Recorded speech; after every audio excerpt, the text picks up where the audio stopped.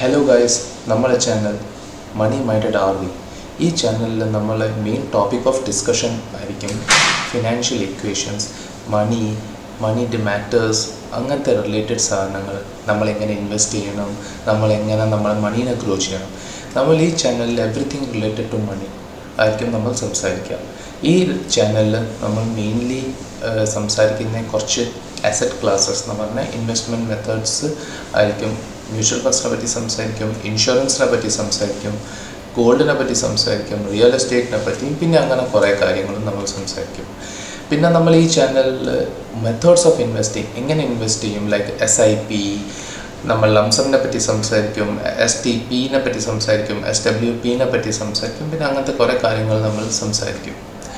ഈ വീഡിയോ നിങ്ങൾക്ക് ഇഷ്ടപ്പെട്ടാൽ, നിങ്ങളുടെ ജീവിതത്തിൽ എന്തെങ്കിലും ഒരു ചേഞ്ചോ അല്ലെങ്കിൽ നിങ്ങളുടെ അറിവിൽ എന്തെങ്കിലും ചെറിയ വർധനം വന്നിട്ടുണ്ടെങ്കിൽ പ്ലീസ് ഈ വീഡിയോന് നിങ്ങളൊരു ലൈക്ക് കൊടുക്കണം. പിന്നെ ഈ വീഡിയോ നിങ്ങൾക്ക് ഇഷ്ടപ്പെട്ട ആൾക്കാരും പിന്നെ ഈ ഒരു നോളജിന് നെസസിറ്റി ഉള്ള ആൾക്കാർക്കൊന്ന് ഷെയർ ചെയ്യണം. എൻ്റെ യൂട്യൂബ് ചാനൽ നിങ്ങൾ സബ്സ്ക്രൈബ് ചെയ്യണം. പിന്നെ ആ നോട്ടിഫിക്കേഷൻ ബെല്ലൊന്ന് ക്ലിക്ക് ചെയ്യണം. എന്നാൽ പിന്നെ ഏത് വീഡിയോ വന്നാലും നിങ്ങൾക്ക് കറക്റ്റായി നിങ്ങളെ ഹോം സ്ക്രീനിൽ വരും. അപ്പം നമുക്ക് നമ്മളെ ഫിനാൻഷ്യൽ ജേർണി സ്റ്റാർട്ട് ചെയ്യാം. Best of luck. Hello guys, അപ്പം ഇന്നത്തെ ടോപ്പിക് ഓഫ് ഡിസ്കഷൻ ആണ് SWP. ഇതിനെപ്പറ്റി നമ്മൾ കുറേ പേര് കേട്ടിട്ടുണ്ടാവും. SWP എന്ന് പറഞ്ഞു കഴിഞ്ഞാൽ സിസ്റ്റമാറ്റിക് വിഡ്രോവൽ പ്ലാൻ എന്ന് പറഞ്ഞു കഴിഞ്ഞാൽ നമ്മൾ ഒരു പർട്ടിക്കുലർ മെത്തേഡിൽ മ്യൂച്വൽ ഫണ്ട്സിൽ നിന്ന് വിഡ്രോ ചെയ്തുകൊണ്ടിരിക്കുക. അൾട്ടിമേറ്റ് ലക്ഷ്യം ഓഫ് എനി ഇൻവെസ്റ്റ്മെൻറ്റ് പ്ലാൻ അതെന്താ? മണി. നമ്മൾക്ക് മണീൻ്റെ ഒരു ഷോർട്ടേജ് ഉണ്ടാവരുത്. അതാണ് ഏത് ഇൻവെസ്റ്റ്മെൻറ്റ് പ്ലാൻ അല്ലെങ്കിൽ ഏത് എക്സിറ്റ് പ്ലാനിൻ്റെ മെയിൻ ഉദ്ദേശം. ഇനി നമുക്ക് അറിയാം വാട്ട് ഈസ് എൻ SIP എന്താ എന്ന് നമുക്ക് മനസ്സിലാക്കാം. SIP എന്ന് പറഞ്ഞു കഴിഞ്ഞാൽ മ്യൂച്വൽ ഫണ്ട് ഇൻവെസ്റ്റേഴ്സ് ഓരോ സ്കീമിലും ഐദർ ത്രൂ SIP അല്ലെങ്കിൽ ലംസം മെത്തേഡായിട്ട് നമ്മൾ ഇൻവെസ്റ്റ് ചെയ്തിട്ട് ഒരു കോർപ്പസ് ഉണ്ടാക്കും. ആ കോർപ്പസിനെ നമ്മൾ എന്ത് ചെയ്യും? നമ്മൾ മെല്ലനെ പെൻഷൻ പോലെ എല്ലാ മാസവും ചെറിയൊരു എമൗണ്ട് ഇങ്ങനെ വലിച്ചു കൊടുക്കും. ആ എമൗണ്ട് ചില സമയത്ത് ഫിക്സ്ഡ് ആണ്. ആ എമൗണ്ട് നമുക്ക് എപ്പം വേണമെങ്കിലും മാറ്റാം. ഈ എമൗണ്ട് വിഡ്രോ ചെയ്ത എമൗണ്ട് അല്ലാണ്ട് ബാക്കിയുള്ള എമൗണ്ട് എത്ര ഉണ്ടോ അത് ആ മ്യൂച്വൽ ഫണ്ടിൽ കിടന്നിട്ട് ഗ്രോ ചെയ്യും. അതാണ് ഈ SWPൻ്റെ ഒരു ബെസ്റ്റ് എന്ത് പറയുകയെന്ന് വെച്ചാൽ അഡ്വാൻറ്റേജ്. ഇതിൻ്റെ ബെസ്റ്റ് അനാലോജി എന്ന് പറഞ്ഞു കഴിഞ്ഞാൽ മനസ്സിലാക്കാൻ പറ്റിയ സിമ്പിൾ മെത്തേഡ് എന്ന് പറഞ്ഞാൽ ഏതെങ്കിലും ലൈഫ് ഇൻഷുറൻസ് കമ്പനി പ്രൊവൈഡ് ചെയ്യുന്ന പെൻഷൻ പ്ലാൻ പോലെ തന്നെ. ബട്ട് ഇതിൽ കുറേ ബെനിഫിറ്റ്സ് എന്തൊക്കെയാണെന്ന് വെച്ചാൽ ഇതിലൊന്ന് എമൗണ്ട് ഫിക്സ്ഡ് അല്ല. നിങ്ങൾക്ക് എമൗണ്ട് വേണമെങ്കിൽ അടുത്ത കൊല്ലം കൂട്ടുക കുറയ്ക്കുക അങ്ങനെയൊക്കെ ചെയ്യുക. രണ്ടാമത്തെ, ബാക്കിയുള്ള കോർപ്പസ് ഗ്രോ ചെയ്യുന്നുണ്ട്, പക്ഷേ ബാക്കിയുള്ള കോർപ്പസിന് ഒരു റെസ്ട്രിക്ഷൻ ഇല്ല. നിങ്ങൾക്ക് എന്തെങ്കിലും മെഡിക്കൽ എമർജൻസി എന്തെങ്കിലും പെട്ടെന്നൊരു ആവശ്യം വന്നാൽ നിങ്ങൾക്ക് കോർപ്പസിന് പൈസ എടുക്കുകയും ചെയ്യാം. റെസ്ട്രിക്ഷൻസ് ഒന്നുമില്ല. പിന്നെ ഈ ഗ്രോത്ത് കിട്ടുന്നുണ്ട്. അതാണ് നിങ്ങളെ ബാക്കിയുള്ള പൈസ ഗ്രോ ചെയ്യുന്നുണ്ട്. അതാണ് ഒരു ഇമ്പോർട്ടൻറ്റ് ഫാക്ട്. സോ നമ്മളിനിയിപ്പം നോക്കാൻ പോകുന്ന features of SWP tax efficiency. Tax efficiency എന്ന് പറഞ്ഞു കഴിഞ്ഞാൽ ടാക്സ് ഓൺലി നമ്മൾക്ക് എത്രയാണെന്നോ ഗെയിൻസ് വരുന്നത്, നമ്മൾ ടോട്ടൽ എമൗണ്ട് വിഡ്രോൻ്റെ മുകളിൽ ചാർജ് വരില്ല. ടാക്സ് എത്രയാണോ നമ്മൾ ഗെയിൻ ചെയ്ത് അതിൻ്റെ മുകളിൽ മാത്രമേ ഗെയിൻസ് വരുന്നത്, അതിൻ്റെ മുകളിൽ മാത്രമേ ടാക്സ് വരുള്ളൂ. പിന്നെ നെക്സ്റ്റ് വരുന്നതാണ് ഫിക്സഡ് ഇൻകം എന്ന് പറഞ്ഞാൽ നമ്മൾ നേരത്തെ സംസാരിച്ച പോലെ എല്ലാ മാസവും നമുക്ക് വിഡ്രോവൽ ഓരോന്നോരോന്ന് സ്റ്റെപ്പ് ബൈ സ്റ്റെപ്പായിട്ട് എടുക്കാൻ പറ്റും. ഡിസിപ്ലിൻഡ് ഇൻവെസ്റ്റിങ്ങിൻ്റെ ഏറ്റവും വലിയ ഇതെന്താണെന്ന് വെച്ചാൽ ഡിസിപ്ലിൻഡ് ഇൻവെസ്റ്റിംഗ് നമുക്കൊരു റെസ്പോൺസിബിലിറ്റി, ഒരു ഡിസിപ്ലിൻ ഉണ്ടാവും ഇൻവെസ്റ്റ്മെൻറ്റിൽ. ലൈക്ക് നമുക്കൊരു പെട്ടെന്ന് എന്തെങ്കിലും മാർക്കറ്റിൽ എന്തെങ്കിലും പാനിക് വന്നാൽ നമ്മളത് എടുക്കാൻ നിൽക്കില്ല. നമുക്കിതിൻ്റെ ഒരു ഐഡിയ കിട്ടും. പിന്നെ റുപ്പി കോസ്റ്റ് ആവറേജിങ് നമുക്ക് എല്ലാവർക്കും അറിയാം. ആവറേജ് ചെയ്തിട്ട് പോകുന്നത്. ഇപ്പം 100 റുപ്പിക്ക് ആദ്യത്തെ യൂണിറ്റ് വാങ്ങി 102 NAV ഉള്ളപ്പം വേറൊരു യൂണിറ്റ് വാങ്ങി, 101 NAV ഉള്ളപ്പം വേറൊരു യൂണിറ്റ് വാങ്ങി. അപ്പം 3 മാസത്തെ ആവറേജ് എന്ന് പറഞ്ഞാൽ 101. അപ്പോൾ റുപ്പി കോസ്റ്റ് ആവറേജിൻ്റെ ബെനിഫിറ്റ് ഉണ്ടോ? നിങ്ങളിതൊന്നും പേടിക്കേണ്ട ആവശ്യമില്ല. എല്ലാ ഫീച്ചേഴ്സും നമ്മൾ അടുത്ത വരുന്ന സ്ലൈഡ്സിൽ നമ്മൾ പരിചയപ്പെടുന്നതായിരിക്കും. നെക്സ്റ്റ് സ്ലൈഡാണ് ടാക്സ് എഫിഷ്യൻസിൻ്റെ ഫീച്ചേഴ്സിനെ നമ്മൾ ഡിസ്ക്രൈബ് ചെയ്യുന്നത് എങ്ങനെയാണെന്ന് വെച്ചാൽ ടാക്സ് നമുക്ക് കിട്ടുന്ന ഗെയിൻസിൻ്റെ മുകളിൽ മാത്രമേ ചാർജ് ഉള്ളൂ. അല്ലാണ്ട് ടോട്ടൽ എമൗണ്ട് ഇപ്പം നമ്മൾ 3 ലക്ഷം എന്നൊരു കൊല്ലം വിഡ്രോ ചെയ്യുന്ന ആ 3 ലക്ഷം നമുക്ക് ഇൻകം ആയിട്ട് വരില്ല. ആ 3 ലക്ഷം നമ്മൾ ഇൻവെസ്റ്റ് ചെയ്ത് 2 ലക്ഷമാണ്, ആ 2 ലക്ഷമാണ് 3 ലക്ഷം ആവുന്നതെന്ന് വെച്ചാൽ ആ 1 ലക്ഷത്തിന് മുകളിൽ മാത്രമേ നമുക്ക് ടാക്സ് വരാൻ സാധ്യതയുള്ളൂ. അപ്പം നമുക്ക് നാട്ടിൽ പ്രിവാലൻ്റ് ആയിട്ടുള്ള ടാക്സ് റേറ്റ്സ് ഒന്ന് നോക്കാം. 2 രീതിയിലാണ് ഫണ്ട്സ് ഉണ്ടാവുക. ഒന്ന് ഇക്വിറ്റി ഫണ്ട്സും ഒന്ന് നോൺ ഇക്വിറ്റി ഫണ്ട്സും. നോൺ ഇക്വിറ്റി ഫണ്ട്സ് നമ്മുടെ ഡെപ്റ്റ് ഫണ്ട്സ് ആയിട്ട് നമുക്ക് കാൽക്കുലേറ്റ് ചെയ്യാം. പിന്നെ 2 ടൈപ്പ് ഓഫ് ഗെയിൻസ് ആണ് ഉണ്ടാവുക. Short term capital gains, long term capital gains. Equity ഫണ്ട്സിനെ സംബന്ധിച്ചാണെന്ന് വെച്ചാൽ ഷോർട്ട് ടേം ക്യാപിറ്റൽ ഗെയിൻസ് എന്ന് പറഞ്ഞാൽ 1 ഇയറിനെക്കാട്ടും കുറവും, ലോങ് ടേം ക്യാപിറ്റൽ ഗെയിൻസ് എന്ന് പറഞ്ഞാൽ 1 ഇയറിനെക്കാട്ടും കൂടുതലും. ഇത് 1 ഇയറിനെക്കാട്ടും എന്ത് കൂടുതൽ ഹോൾഡിംഗ് പീരിയഡ്. നമ്മൾ ഇന്ന് ഇൻവെസ്റ്റ് ചെയ്തു, ഒരു കൊല്ലത്തിൻ്റെ ഉള്ളിൽ എടുക്കുന്നതെന്ന് വെച്ചാൽ അതിന് ഷോർട്ട് ടേം എന്ന് പറയും. ഒരു കൊല്ലം കഴിഞ്ഞിട്ട് എടുക്കുന്നതെന്ന് വെച്ചാൽ അതിന് ലോങ് ടേം എന്ന് പറയും. ഈക്വിറ്റീന് കേട്ടോ.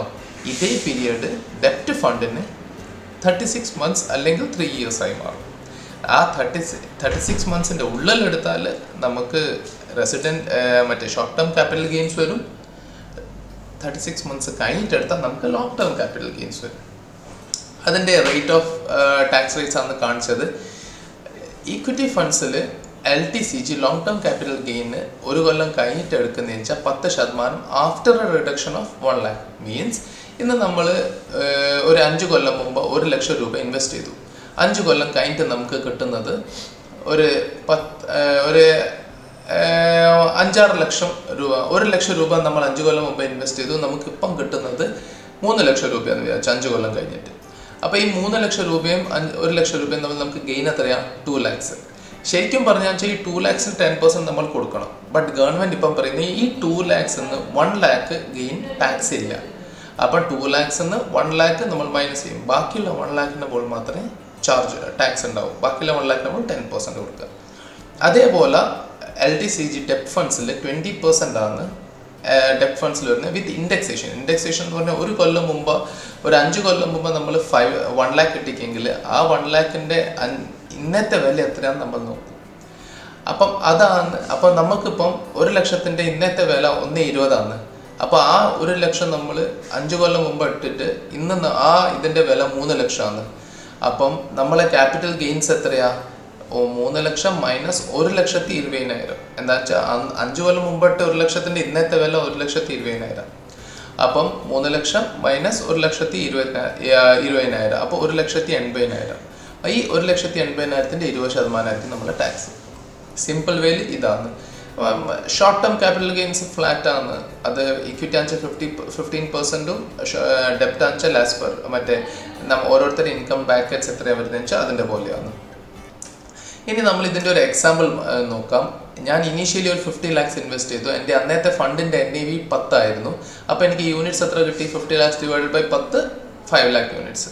ടാക്സ് 1, ടാക്സ് 2, ടാക്സ് 3, ടാക്സ് 4 എന്ന് പറഞ്ഞാൽ ഡിഫറെൻറ്റ് സിനാരിയോസ് ആണ്. ഡെപ്റ്റ് ഫണ്ട് 3 yearsനെക്കാട്ടും മുമ്പേ എടുത്തു. അന്ന് എൻ്റെ എൻ്റെ പേര് ടാക്സ് ബ്രാക്കറ്റ് 30% ആണ് അസ്യൂം ചെയ്യുന്നു. അപ്പം 30% ഇട്ടു. ഡെപ്റ്റ് ഫണ്ട് മോർ ദാൻ 3 years അപ്പോൾ 20%. Equity fund less than 3 years STCG 15%. Equity fund more than 1 year 10%. അപ്പം ഈ സ്ക്രീൻ നോക്കിയാൽ നിങ്ങൾക്ക് മനസ്സിലാവും NAV കുറയുന്ന സമയത്ത് ഇതിൽ ഞാൻ നല്ല ഡ്രാസ്റ്റിക് ചേഞ്ചസ് ആണ് NAVയിൽ ചെയ്തത്. പൊതുവെ ഇങ്ങനത്തെ ഡ്രാസ്റ്റിക് ചേഞ്ചസ് ഉണ്ടാവാറില്ല. 10.5 ഡയറക്റ്റ് 9.8 വരാമെന്ന് പറഞ്ഞാൽ വലിയൊരു ഫോളൊക്കെ തന്നെയാണ്. അപ്പോൾ ഇത്രയും വലിയ ഡ്രാസ്റ്റിക് ചേഞ്ചസ് ഒന്നും വരില്ല. ബട്ട് ഞാൻ പിന്നെ ഇത് കാണിച്ചതിന് വേറെ ഒരു ഉദ്ദേശമുണ്ട്. അത് ഞാൻ പിന്നീട് പറഞ്ഞുതരാം ഈ വീഡിയോയിൽ തന്നെ. അപ്പം ഈ വീഡിയോസ് നിങ്ങൾക്ക് നോക്കിയാൽ മനസ്സിലാവും. 25,000 രൂപ ആദ്യത്തെ മാസം പിൻവലിച്ചപ്പോൾ നമ്മൾ ഇക്വിറ്റി ഫണ്ട് താൻ പിൻവലിക്കുന്നതെന്ന് വെച്ചാൽ 49 രൂപയാണ് ടാക്സ് കൊടുക്കുന്നത്. ഇനിയിപ്പം നമ്മൾ ഷോർട്ട് ടേം ക്യാപിറ്റൽ ഗെയിൻസ് ആയിട്ട് നമ്മൾ ഡെപ്റ്റ് ഫണ്ട് താന്ന് വിഡ്രോ ചെയ്യുന്നതെന്ന് വെച്ചാൽ 1,50,000 ആണ് നമ്മൾ 147 rupees ആണ് നമ്മൾ ടാക്സ് ആയിട്ട് കൊടുക്കേണ്ടി വരിക. അപ്പം ഇതാണ് ഇതിൻ്റെ കുറേ സ്ഥലത്ത് 0 ആണ് ടാക്സ്. നമുക്ക് കിട്ടിയ ഇൻവെസ്റ്റ്മെൻറ്റിനെക്കാട്ടും NAV കുറവായതുകൊണ്ടാണ് 0 വരുന്നത്. അപ്പോൾ ഇനിയിപ്പം നമ്മൾ നോക്കുന്നത് എന്താണെന്ന് വെച്ചാൽ ഈ ഡ്രാസ്റ്റിക് വേരിയേഷൻ കാണിക്കാൻ മെയിൻ ഉദ്ദേശം എന്താണെന്ന് വെച്ചാൽ നമ്മൾ 24 monthsൻ്റെ ആണ് ഈ സ്ക്രീന് കാണുന്നത്. 24 months എന്ന് പറഞ്ഞു കഴിഞ്ഞാൽ 6 lakhs നമ്മൾ വിഡ്രോ ചെയ്തു 25,000 വെച്ചിട്ട്. അപ്പോൾ ഈ 25,000 6 lakhs വിഡ്രോ ചെയ്താൽ ഈ 50 lakhs ആകെ കുറഞ്ഞ എത്രയാണ്? 2 lakhs 47,90,000 എന്ന് പറഞ്ഞ് ആണ് റിമൈനിങ് ഉണ്ടാവുക. ഇവിടെ നിങ്ങൾ നോക്കിക്കഴിഞ്ഞാൽ ഏറ്റവും ലാസ്റ്റ് എൻഡ് കോർണറിൽ. അപ്പം ആ ഒരു എമൗണ്ട് അത്രയും ബാക്കി ഉണ്ടെങ്കിൽ അപ്പോൾ ആകെ 6 ലക്ഷം എടുത്തിട്ടും കുറഞ്ഞത് 2 ലക്ഷം. This is the power of compounding. Next വരുന്നത് നമ്മൾ ഫിക്സഡ് ഇൻകമാണ്. ഫിക്സഡ് ഇൻകം ഞാൻ നേരത്തെ പറഞ്ഞു SWPനോട് മെയിൻലി ഉദ്ദേശിക്കുന്ന ഒരു പെൻഷൻ സ്റ്റൈലിലാണ് നമുക്ക് ഇൻകം വന്നുകൊണ്ടിരിക്കാനും ഏറ്റവും ഇൻകം വന്നുകൊണ്ടിരിക്കാനോ ആണ് നമ്മൾ ഉദ്ദേശിക്കുന്നത്. അതിന് ഫസ്റ്റ് തന്നെ നമ്മൾ എന്ത് ചെയ്യണമെന്ന് വെച്ചാൽ നമ്മൾ ആദ്യം നമ്മളെ എത്ര ഇൻകം നമുക്ക് വേണമെന്ന് നമ്മൾ വർക്കൗട്ട് ചെയ്യണം. അത് കഴിഞ്ഞിട്ട് നമുക്ക് പ്ലാൻ ചെയ്യണം. അത് നമുക്ക് മന്ത്ലി വേണോ, ക്വാർട്ടർലി വേണോ, ഇയർലി വേണോ എന്നും കൂടി നമ്മൾ പ്ലാൻ ചെയ്യണം. പിന്നെ നമ്മൾ എന്ത് ചെയ്യണം, നമ്മളെ സ്കീമിൻ്റെ റിട്ടേൺസ് ട്രാക്കും റിവ്യൂവും ചെയ്യണം പീരിയോഡിക്കലി. എൻ്റെ അർത്ഥം എന്താണെന്ന് വെച്ചാൽ എല്ലാ ഒരു 10-18 മാസം അല്ലെ 15 മാസം 12 മാസം നിങ്ങൾ ഫിനാൻഷ്യൽ അഡ്വൈസർ പറയുന്ന പോലെ, അല്ലെങ്കിൽ നിങ്ങൾക്ക് ഇഷ്ടമുള്ള ഒരു time period, but kindly not make it less than 12 months. 12 മാസത്തെക്കാട്ടും താഴെ ആവരുത് എന്നാണ് എൻ്റെ ഒരു അഭിപ്രായം. പിന്നെ ഇപ്പം നിങ്ങൾ എത്ര റിവ്യൂ ചെയ്തിട്ടും ഫണ്ട് മര്യാദയ്ക്ക് പെർഫോം ചെയ്തില്ലെങ്കിൽ നിങ്ങൾ സ്ട്രാറ്റജി ഒന്ന് അനലൈസ് ചെയ്യുക, നിങ്ങളെ നെസസറി ഇമ്പ്രൂവ്മെൻറ്റ് ചെയ്യുക, അല്ലെങ്കിൽ ഏതെങ്കിലും നല്ല കഴിവുള്ള ആൾക്കാരെ അസിസ്റ്റൻസ് വേണമെങ്കിൽ നിങ്ങൾ അതും കോൺടാക്ട് ചെയ്യാം. പിന്നെ നെക്സ്റ്റ് ആണ് ഡിസിപ്ലിൻഡ് ഇൻവെസ്റ്റിംഗ്. ഡിസിപ്ലിൻഡ് ഇൻവെസ്റ്റിംഗ് ഞാൻ പറഞ്ഞ പോലെ ഇൻവെസ്റ്റ്മെൻറ്റ് കണ്ടിന്യൂ ചെയ്യാനും പാനിക് എക്സിറ്റ് നമുക്ക് പ്രിവെൻറ്റ് ചെയ്യാനും പറ്റും. ഈ ഒരു സാധനം ഇതിൻ്റെ ഏറ്റവും വലിയ ബെനിഫിറ്റ് എന്താണെന്ന് വെച്ചാൽ മാർക്കറ്റിൽ ടർബ്യൂലൻസ് ഉണ്ടാവും. എക്സ്റ്റേണൽ റീസൺസ് ആവാം, ഇൻറ്റേർണൽ റീസൺസ് ആവാം. എക്സ്റ്റേണൽ എന്ന് പറഞ്ഞാൽ ഇപ്പം യുക്രൈൻ റഷ്യ വാർ, ഇസ്രായേൽ വാർ, അങ്ങനത്തെ ഒക്കെ അതാണ് എക്സ്റ്റേണൽ ഫീച്ചേഴ്സ്. ഇൻറ്റേർണൽ കോസസ് എന്ന് പറഞ്ഞാൽ ഗോദ്ര റയോട്ട്സ്, അല്ലെങ്കിൽ മണിപ്പൂരിലെ ഇഷ്യൂസ്, അല്ലെങ്കിൽ ഇൻറ്റേർണൽ എന്തെങ്കിലും മന്ത്രിസഭയിൽ വരുന്ന changes, everything that can be these are called internal changes. അപ്പം ഈ ഒരു ഇതിൽ എന്ത് ചേഞ്ചസ് വേണേൽ വരാം. ഈ ടർബ്യൂലൻസിനെ നമുക്ക് ഹാൻഡിൽ ചെയ്യാൻ SWP പഠിപ്പിച്ചു തരും. പോരാത്തെ നമ്മൾ SIPയിൽ കുറേ പേര് ഇൻവെസ്റ്റ് ചെയ്തിട്ടായിരിക്കും കോർപ്പസ് ഉണ്ടാക്കുന്നത്. അപ്പോൾ നമുക്ക് ഈ SWPനെ പറ്റി കുറച്ചും കൂടി ഒരു നല്ല SIPനെ പറ്റി ഐഡിയ ഉള്ളപ്പം നമുക്ക് കുറച്ചും കൂടി അക്കോമഡേറ്റ് ചെയ്യാൻ പറ്റും SWP. പിന്നെ പ്രോപ്പർലി നമ്മൾ പ്ലാൻ ചെയ്ത് കഴിഞ്ഞാൽ പെർപെച്യൂറ്റി വരെ നമുക്ക് കണ്ടിന്യൂ ചെയ്യാൻ പറ്റും. പെർപെച്യൂറ്റി എന്ന് പറഞ്ഞു കഴിഞ്ഞാൽ അൺഎൻഡിങ് വരെ എന്ന് പറഞ്ഞാൽ അതിനൊരു അന്ത്യമില്ലാണ്ട്. നമ്മൾ ഈ സാധാരണ ട്രസ്റ്റിലൊക്കെ കാണുന്ന പോലെ ട്രസ്റ്റിൽ ഒരു ഫണ്ട് ഇട്ടിട്ട് എല്ലാ മാസവും ഇത്ര എമൗണ്ട് ഫണ്ട് എൻ്റെ ട്രസ്റ്റിൻ്റെ അക്കൗണ്ടിലേക്ക് വന്നിട്ട് അത് എൻ്റെ സോഷ്യൽ സർവീസ് ആക്ടിവിറ്റിക്ക് വേണമെന്ന് പറഞ്ഞു കഴിഞ്ഞാൽ അതും നമുക്ക് SWP വഴി ചെയ്യാം.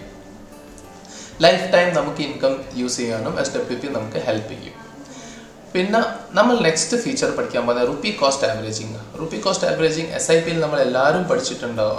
SIP ചെയ്യുന്ന വീഡിയോസിൽ നമ്മൾ കണ്ടിട്ടുണ്ടാവും, അല്ലെങ്കിൽ നമ്മൾ SIP ചെയ്ത ആൾക്കാർക്കും മനസ്സിലാവും. റുപ്പി കോസ്റ്റ് ആവറേജിങ് എന്ന് പറഞ്ഞു കഴിഞ്ഞാൽ റുപ്പി ആവറേജ് ആവും. ആവറേജ് NAV ആണ് നമുക്ക് മെയിൻലി യൂസ് ആയിട്ട് വരിക.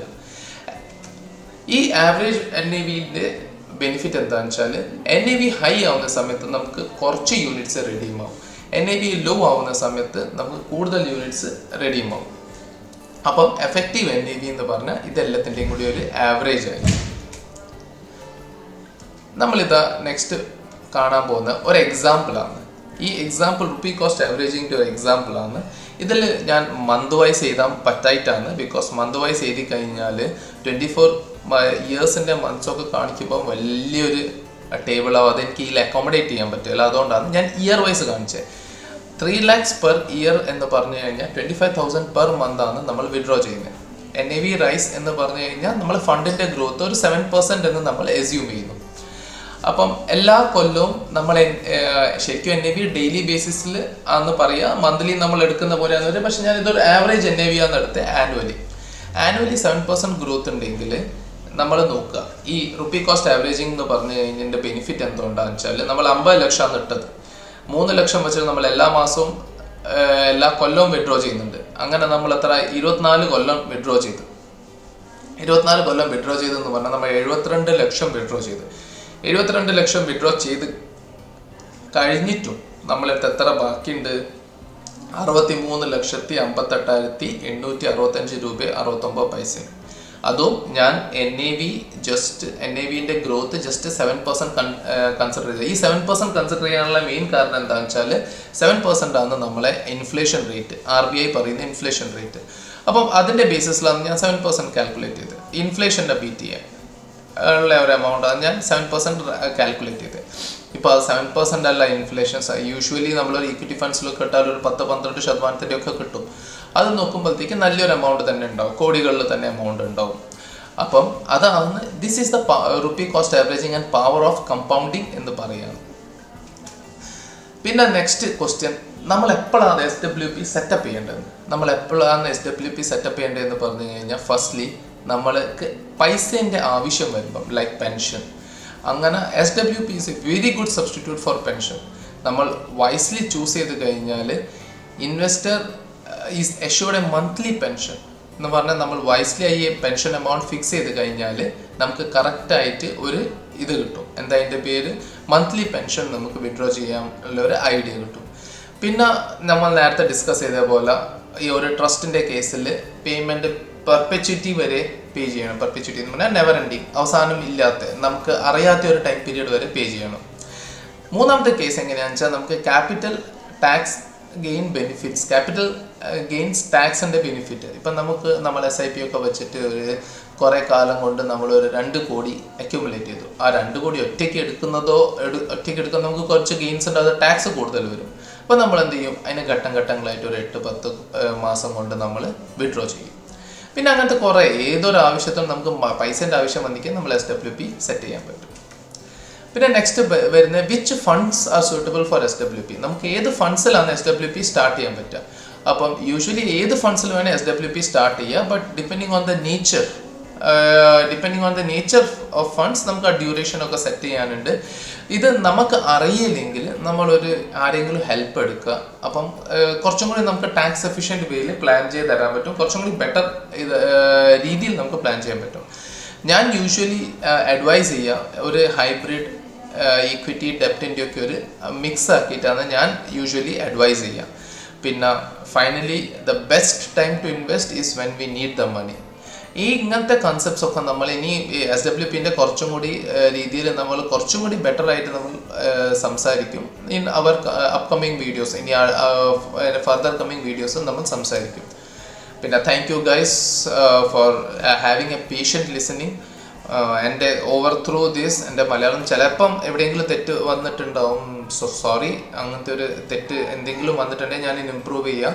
പിന്നെ എവിടെയെങ്കിലും നിങ്ങൾക്ക് തോന്നിയിട്ടുണ്ട് ഏതെങ്കിലും ടോപ്പിക്ക് ഞാൻ ഡിസ്കസ് ചെയ്തിട്ടില്ല, ഏതെങ്കിലും ടോപ്പിക്ക് ഞാൻ ഡിസ്കസ് ചെയ്യണം, അല്ലെങ്കിൽ എന്തെങ്കിലും ചേഞ്ചസ് വരുത്തണം എന്ന് തോന്നിയാൽ നിങ്ങളൊന്ന് കമൻറ്റിൽ ഇടുക. ഞാൻ എൻ്റെ ടീമിനോട് പറഞ്ഞിട്ട് അത് എല്ലാ കമൻസും ആൻസർ ചെയ്യാറുണ്ട്. അപ്പം നമ്മളെല്ലാം ഇമ്പ്രൂവ് ചെയ്യാൻ നോക്കുന്നുണ്ട്. അപ്പം താങ്ക് യു ഗൈസ്. അപ്പം അടുത്ത വീഡിയോയിൽ നമുക്ക് കാണാം.